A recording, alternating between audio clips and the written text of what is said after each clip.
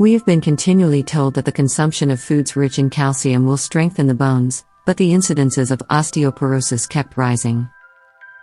Now, however, scientists are claiming that excess calcium can, in fact, lead to inflammation in the body. Studies show that calcium is the main cause of inflammatory diseases. One 12-year study that involved 78,000 nurses found that the more they consumed cow's milk, the more bone fractures they experienced. Countries where calcium and dairy are rarely consumed have the lowest rates of bone fractures. Moreover, it is not just the intake of calcium that matters for the health of the bones, but its absorption in the body is also of high importance. It needs to be properly deposited into the bones, in order not to create calcium deposits throughout the body. 98% of it is found in our bones, 1% in our teeth and 1% in other body tissues, and calcium that is not deposited in the bones can lead to various medical conditions, such as calcification in the brain, intracranial calcification, calcification in the liver and kidney stones, calcification in joints, arthritis and gout, brittle and fragile bones, osteoporosis, hardening of the arteries, arteriosclerosis.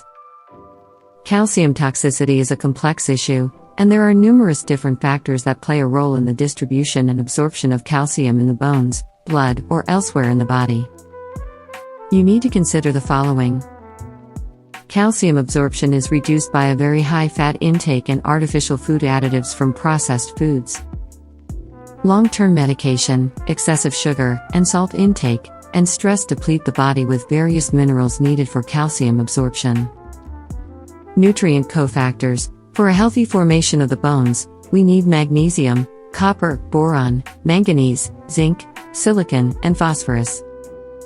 For optimal calcium metabolism, we need vitamins A, C, D, and K. High animal protein and dairy consumption lead to acidic blood and loss of calcium. A wrong kind of calcium supplement. Certain health conditions inhibit proper calcium absorption. Drinking water fortified with bad calcium and fluoride depletes the body of minerals needed for healthy calcium absorption. Manushar Salyoyan, PharmD, PhD adds. Many factors can increase blood calcium levels. Although the body has a built-in regulatory process for calcium absorption and maintenance, underlying diseases, medication interactions, or overuse of supplements can cause high calcium levels. An abnormally high calcium concentration can cause damaging health problems and requires medical treatment. Although dietary calcium is generally safe, excessive calcium does not provide extra bone protection. In fact, if calcium from diet and supplements exceeds the tolerable upper limit, it could also cause kidney stones, prostate cancer, constipation, calcium buildup in blood vessels, and impaired absorption of iron and zinc. Taking calcium supplements and eating calcium-fortified foods may increase calcium above normal levels. As a result, it is very important to stick to the RDA and not exceed the recommended dosage. Yet, the real solution is not to completely avoid calcium-rich foods or supplements, but to lower the excess calcium intake for a short period of time, and supplement with magnesium. Magnesium is the second most abundant positive ion-charged element inside human cells and is a key cofactor in over 300 enzyme-driven biochemical reactions in the body. According to New York Times best-selling author and Dr. Joseph Mercola, we are all going to die at some point, but if you're deficient in magnesium you may wind up dying sooner rather than later. As new research in atherosclerosis found in low serum magnesium levels are associated with higher all-cause mortality and cardiovascular mortality, adding to growing research supporting the importance of adequate magnesium.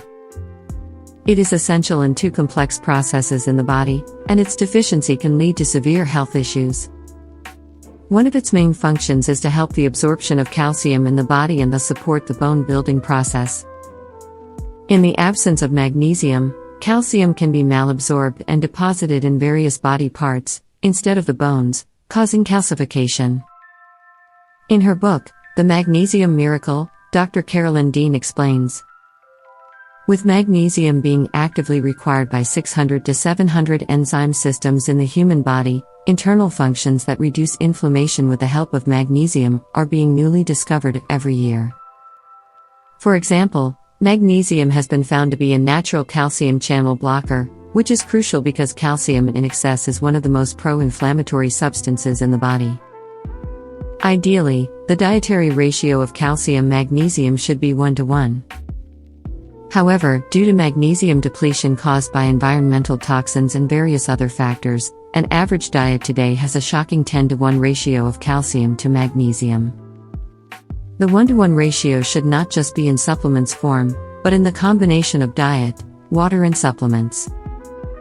In some cases, people have to take twice the amount of magnesium as calcium to undo the damage from calcium buildup, drug intake, stress, and consequent inflammation in the body. Just as calcium causes inflammation, magnesium is an anti-inflammatory agent that reverses the inflammation. Green plant foods are great magnesium sources, as it is a central element of chlorophyll. To optimize its levels in the body, consume green veggies, avocados, seeds, nuts, legumes, and whole grains.